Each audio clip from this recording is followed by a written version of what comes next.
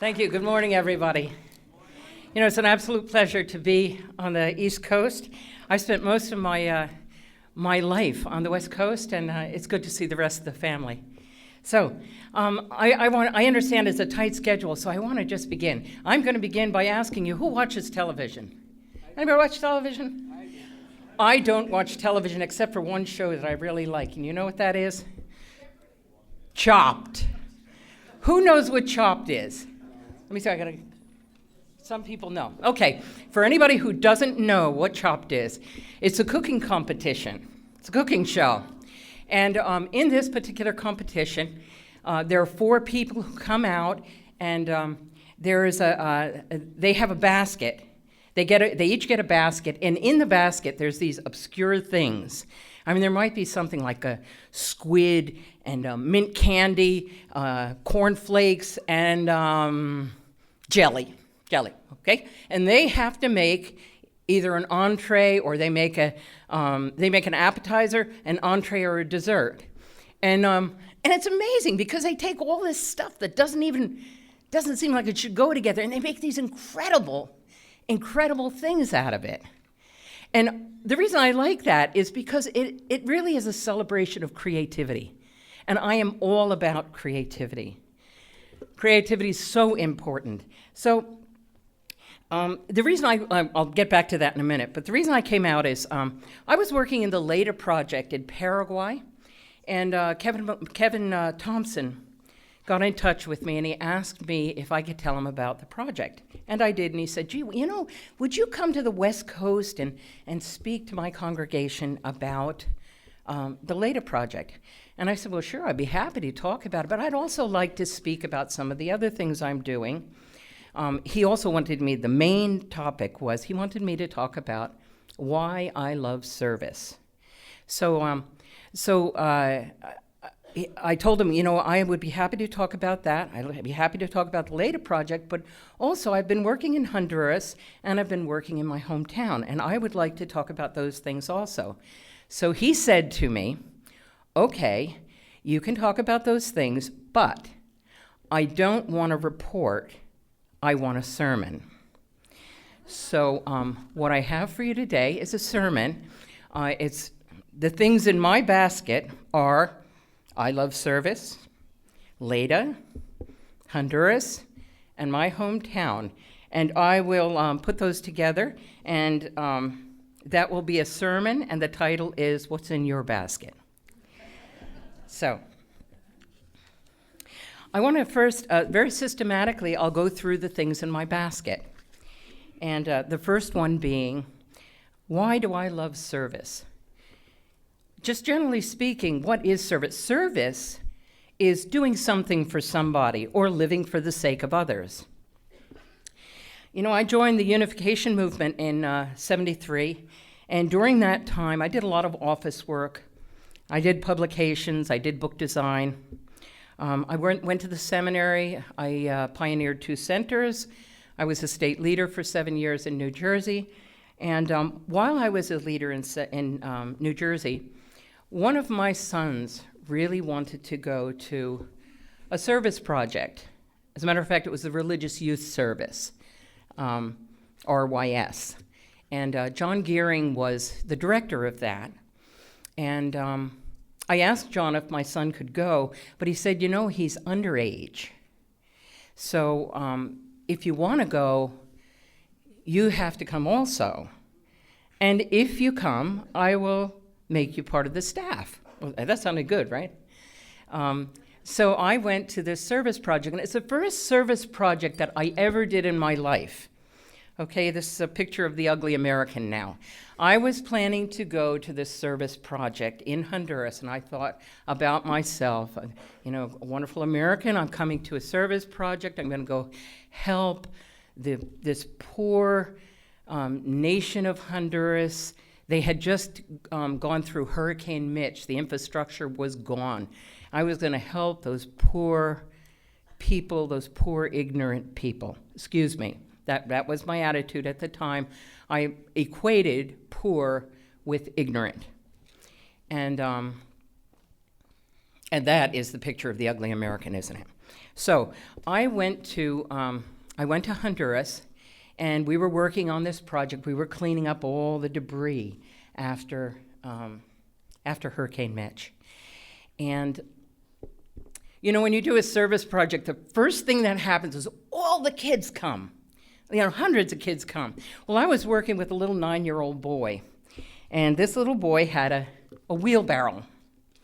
And he's running with this wheelbarrow, and all of a sudden the wheel drops off of it. Shoddy old thing, and I thought to myself, oh, wheelbarrow broke, now we gotta go buy a new one. That little kid didn't waste a minute, a second. He scanned the ground, he found a piece of wire, and he put the wheel back on, and he started running again. And I thought to myself, who's ignorant? Who's ignorant? And it was an epiphany for me.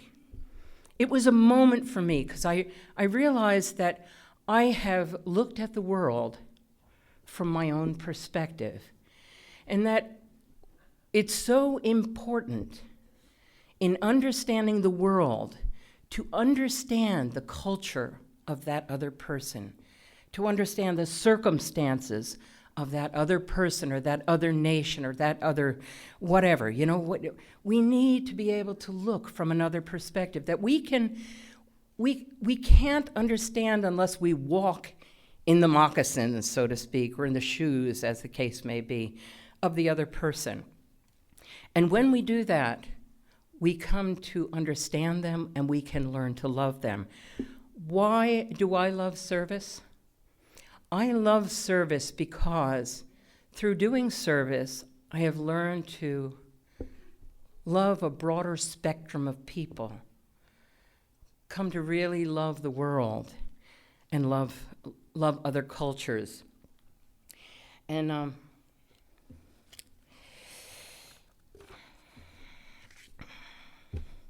I returned from that RYS project back to New Jersey.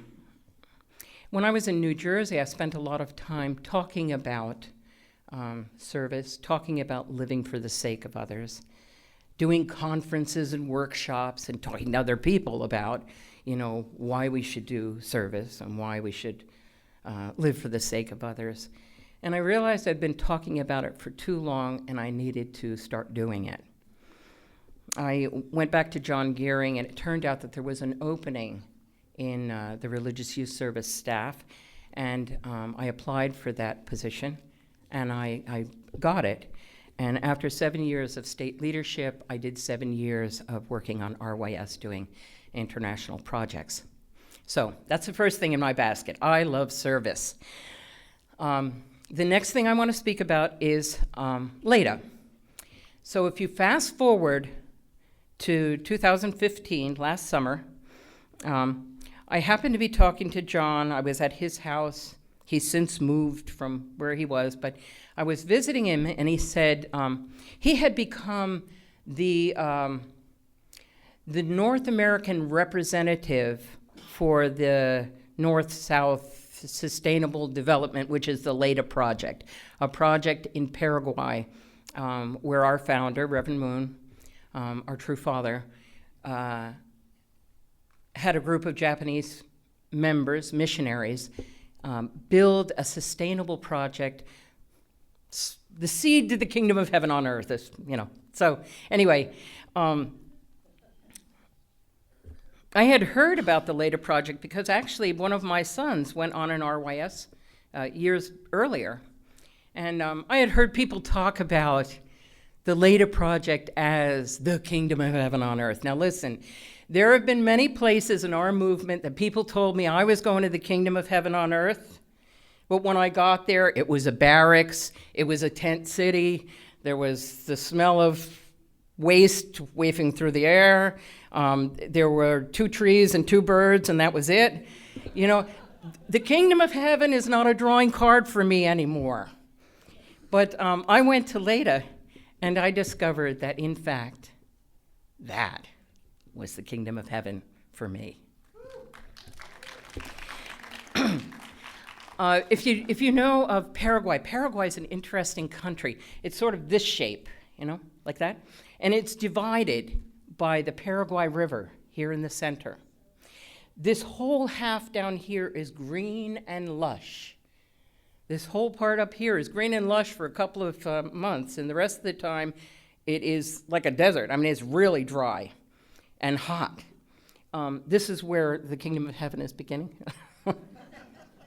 Anyway, down in this lower section, 98% of the population lives there. This other 60% actually has 2% of the population there because it's such a difficult area. And but one thing about it is that because there's so few people, nature there is pristine. And actually, most of the things in nature have not seen human beings. There are so few people. So it was interesting when I went there. This was just a funny little thing that happened. Mr. Sano, one of the people who is the director at Leda Paraguay, he had something to do. He said, "Come with me in the car." I went in the car. He stopped at a location, and he went in to do whatever he was going to do. And I'm sitting outside in the car, right? Well, these two birds hopped onto the car. One came on the windshield, and one came on the mirror. And I was startled. I jumped, and the birds flew off. But then one of the birds came back, and he got on the windshield, and he hopped up to the windshield, and he's looking at me. He's looking at me. And I'm thinking to myself, boy, the tables are turned here. Usually you're looking at things in the zoo or something.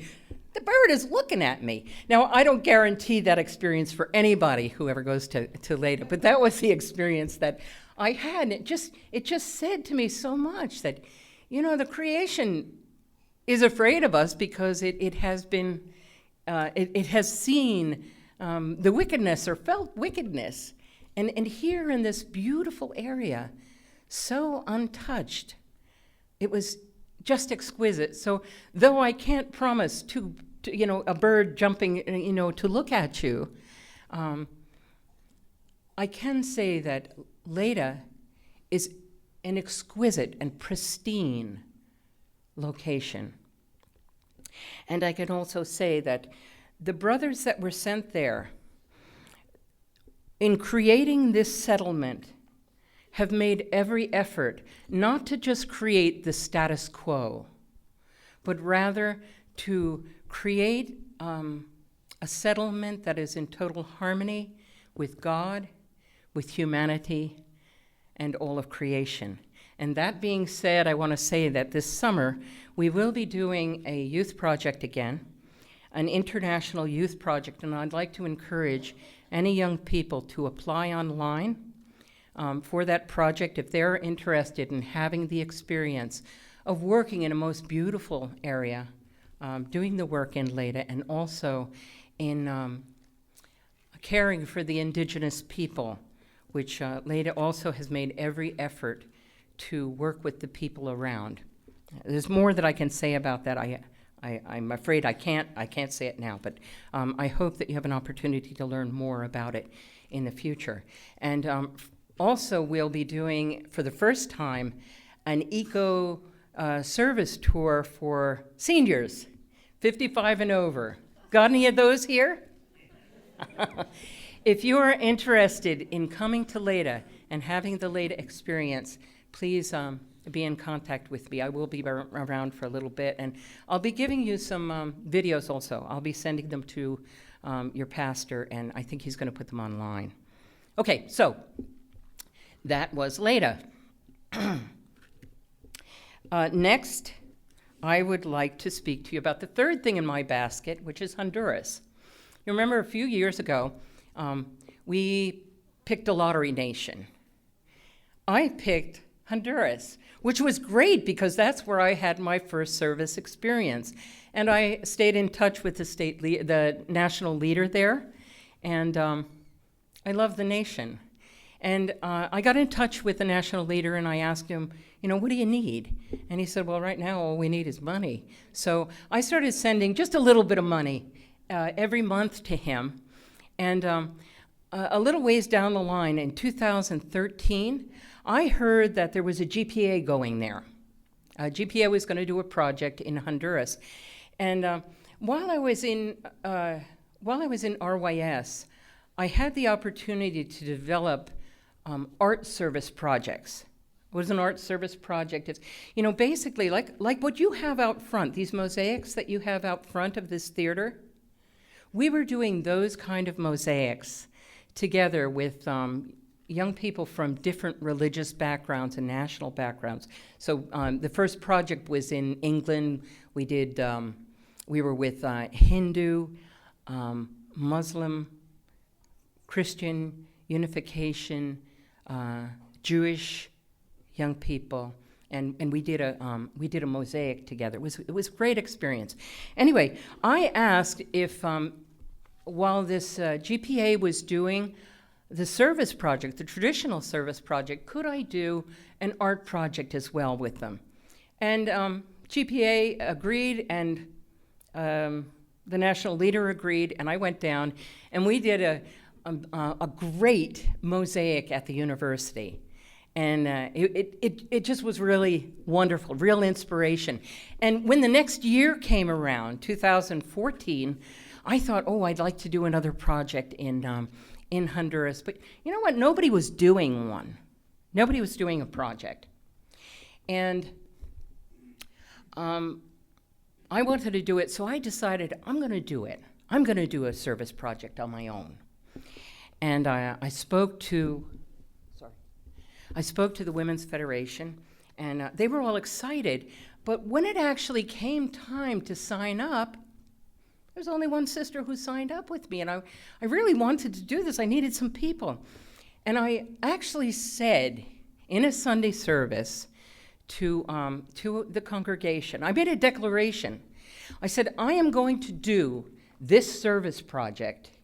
Even if nobody comes with me, I am going to do this service project. And I want you to know that that was a turning point in my life. Because on that declaration to God and to my congregation, my community, God began to work. God is waiting for us. God is waiting for us to take ownership of our ideas, of our projects, and on that foundation, God will bless even the smallest effort that we have made. And it was on that foundation. Immediately after that, one young woman came up to me and she said, I can't go, but I will make you a Facebook page, and I will find people to go with you. 10 people signed up, and we went to Honduras. Everybody paid for their own ticket and paid a $500 fee. Okay, so we had $500 from the Women's Federation, and 10 people gave a $500 fee. Add it up. That's $5,500. We went to Honduras, and Mario, the national leader, had 14 people prepared for us. They were some Women's Federation, some first-generation unificationists, some second-generation unificationists. There were ambassadors for peace, and there were children of ambassadors for peace. And with our $5,500, we did a 10-day project, helped one school, built a security wall around another school, and we did another project on the boulevard, a mosaic project, in which probably about 200 community members helped us make that mosaic. It was a wonderful, wonderful project. And that is Honduras for you, okay? So far, I have given you my love for service, Leda, and Honduras. When I came back from Honduras, and again, on the foundation, I believe, of making my declaration, because after I made that declaration, I will do it no matter who helps. On that declaration, God has been working. Okay, so I came home, and I had always wanted to do a project in my hometown. I live in Nutley, New Jersey. You may know that name because there's about 30 members that live in Nutley, New Jersey. And I never did any outreach. I never did anything in my hometown. But I had a friend who was a minister, a lady minister, and I'd gone out to breakfast with her, and I was talking to her about the trip in Honduras, and I said to her, I would really love to do an art project here in Nutley.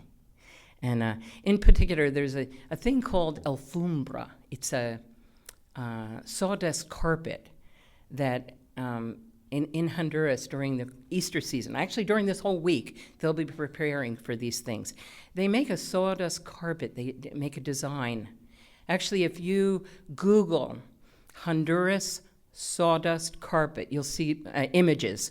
You'll see incredible images of these sawdust carpets. So I wanted to do one of those in my town of Nutley.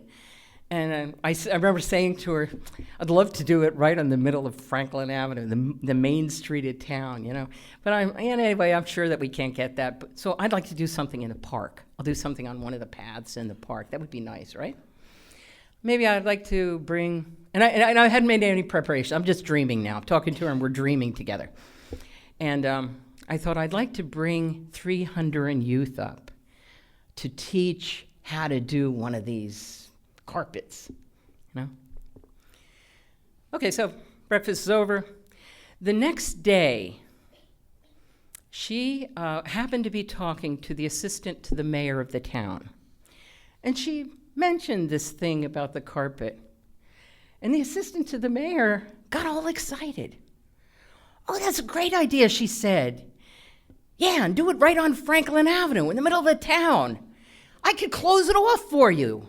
Now, mind you, I was going to do a small thing in the park.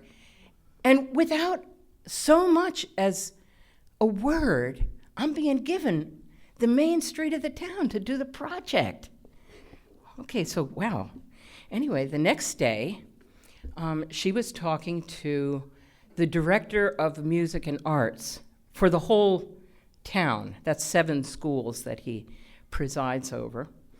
And she shared the same vision of doing this. The guy got excited. He said, oh, that's great. The kids could come up and they could work with the honors art students. They could teach the honors art students how to do this project, how to do this carpet. And then as he thought a little bit, but if we do that, we don't want people standing around, because it's only a few people who could do this project. We don't want people standing around. Let's do a chalk walk. Anybody know what a chalk walk is? Yeah. They section off 6-foot by 6-foot squares, and you get a box of chalk and you do a design. Well, the theme was Pathways to Peace. So people signed up to do a square in the street while we were doing this 15 by 30-foot carpet. And he also said, but you need music too. You always need music, right, when you're doing a kind of town festival. So we got bands. We got bands to come to play, got food, need food, right, when you do a festival. And I wanted a keynote speaker. So actually, I went to the UN and I got in touch with the ambassador of Honduras and invited her to come as a keynote speaker. And in fact, she did come. But she didn't come at the end, as you would have expected, to do the keynote. She came at the beginning. She got on her hands and knees, and she did a carpet. She did a drawing of her own of the Saint of Honduras. It was extraordinary. And also at the same time, we had a chorus set up. They all learned a particular song, actually written by Kevin Pickard, one of our brothers. And in that song, it's called One World of Love. And the chorus to it is, one world of love, one world of peace, is the hope of all the ages, is the hope of God. I said, it talks about God, it's a public school. Director said, don't worry about it, Nutley loves God. So the entire school system, the choirs, learned this song. And in the end, 150 kids came out to sing One World of Peace. It was a tremendous experience for me. And all I ever wanted to do was a little project in the park. But on the foundation of that declaration, God could bless those efforts. When you take responsibility for your own ideas, when you take responsibility for your own projects, God will bless them abundantly. And I want you to repeat it after me. When I take responsibility for my ideas, when I take responsibility for my project, God will bless me abundantly. It is absolutely true. It is absolutely true.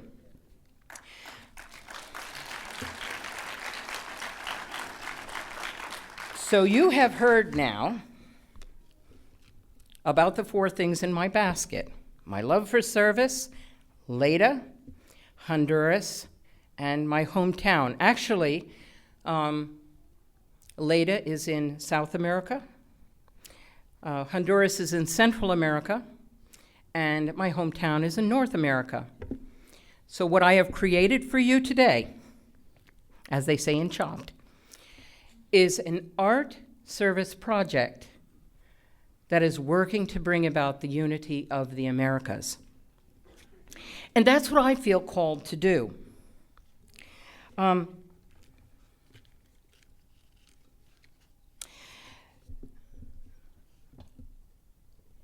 been aware that our founder has spoken about the unity of the Americas, and he has spoken about the need of North and South to be united, Christianity or Catholicism and Protestant to be united, so-called Cain and Abel to be united. And that is what I have found in my basket, that those things are there, and I will dedicate the rest of my life to bringing about the unification of the Americas. That is the calling I feel from God. Now, sometimes people ask me, because my background is in art, I studied art, sometimes people ask me, do you miss not doing drawing and painting? And I always say to them, I don't really miss it because I'm still doing art. It's just a different medium. When you do a drawing of it, say you're going to draw a cup, right? You have the cup, you have a sheet of paper here, and you begin by putting a dot, maybe on the top of the cup. And then you make another dot here. This is the bottom. Here's the handle. This is the circle, kind of the sphere of the top. Here's the curve of the bowl. As you continue to make connections between the dots, the curves, the lines, you're making the lines, comes evident. Here you see the image of the cup. Well, the medium that I'm using now is people. So I meet a person over here, and I invite them. I introduce them to the person over here, and then another person gets, united here, and then I introduce an idea. I introduce an activity, and soon we've got all kinds of things going on, and we create something together. We have some activity together, and that creation is really, for me, exciting. Well, I think that kind of life art, the art of living, that is something that our founder did. And he was introducing people from one part of the world to another part of the world. He was working with every different aspect of, farming and science, church and gambling, religion and gambling, or every aspect you could imagine. He was working there in those different areas, in business and just creating relationships between people. and connecting them to a concept of goodness. And he was working to wrap this entire world with goodness. However, his life now on this earth, as we know it, has ended. But a lot of the things that he was doing are still left dangling, disconnected. There are a lot of dots left all over the world. And those still need to be connected. And you may even discover that in your basket, one of those dots might be there. And you might even be able to put that dot together with someone you know, friend, family. Maybe put it together with your hobbies or your interests. And you also can create something great. So I want to really invite you to look deeply into your basket and find out what's there and begin to create. One thing that happened, I just want to share this. I forgot to mention it. When I did the project in Nutley, in my hometown, I think the high point for me was this, that in that project, all of my children took part in it. My husband took part in it. My sisters were there, their husbands, my grandnieces, all of my nieces took part. Whether they donated or they came or they drew or whatever they did, they were there.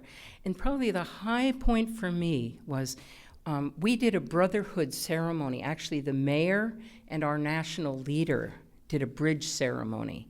And they met in between and they exchanged gifts. And in fact, the mayor of the town gave the key to the city to our national leader in Honduras.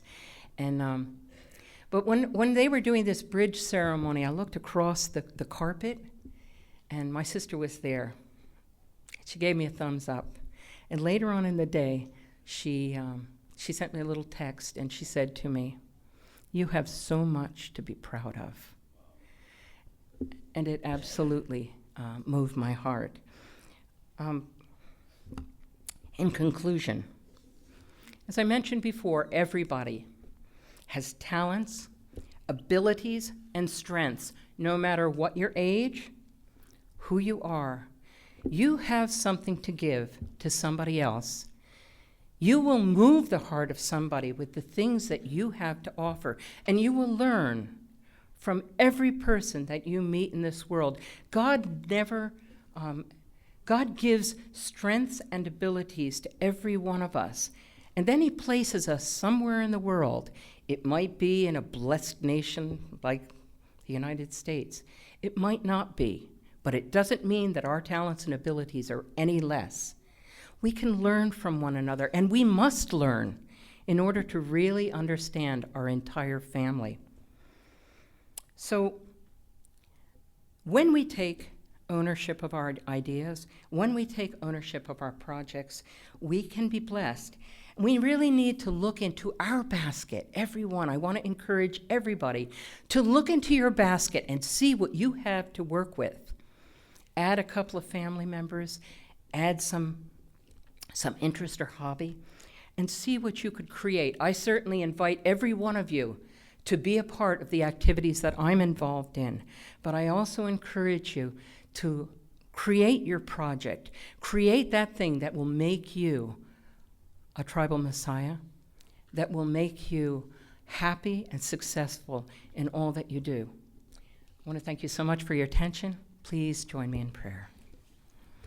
Our most beloved Heavenly Parent, our Father, Mother God, we thank you so much for all the talents and abilities that you have given to us. We thank you that you called us together as one family under you and under our true parents.